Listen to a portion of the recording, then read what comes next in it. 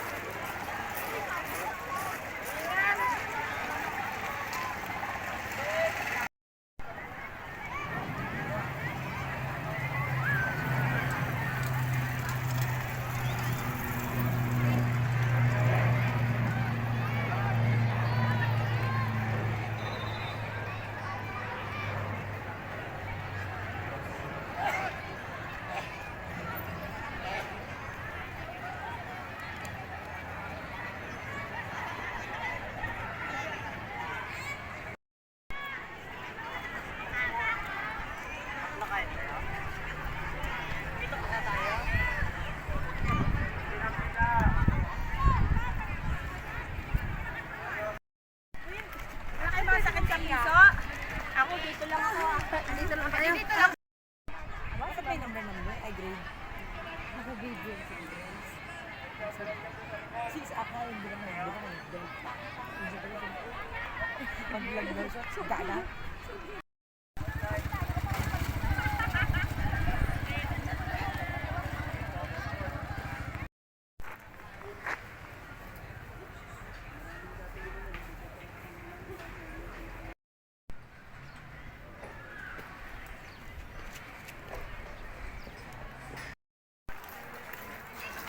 Dito ka lang. So, meeting. Si Jay na kayo ay tumulong sa ating ginanap na earthquake drill. Alam niyo itong first quarter earthquake drill. Fiscal year na ginaganap ko ha. Ang first quarter ay January to March. Second quarter earthquake drill ay April to July. Third quarter ay September, October. Last quarter ay October to December. October, November, December. Tama. So, first quarter earthquake drill. Pero sa school year, ito ay pang-apat na natin ginagawa. So, ang second quarter, baka sa June na natin kapag kayo ay naka-enroll na ulit. So, yung ginagawa natin dito, ayon sa memo, dapat kasi kagabi lang dumating yon, dapat naka-face mask tayo lahat. May social distancing. So, ganun na ang gagawin natin. So, mapalad tayo dahil yung alas 2 ng hapon, schedule talaga ng earthquake drill ay in-adjust sa between 7 to 9 o'clock. Dahil sa temperature lang. Oo. At may isa tayong nahimatay ba? Ano ba nangyari doon? Nahilo po. Nahilo. So, hindi lang siguro kumain yon. So sa susunod na earthquake drill, ay sanayin na natin ang ating sarili sa social distancing kahit na walang pandemic. Sanayin na natin yon.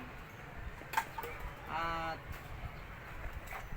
yung mga gamit sa loob ng classroom, dati-dati na ilang taon na natin ginagawa ito. Huwag kayong mag-iiwan ng mga importanteng gamit doon, alahas, pera at mga cellphone ng mga mamahalin.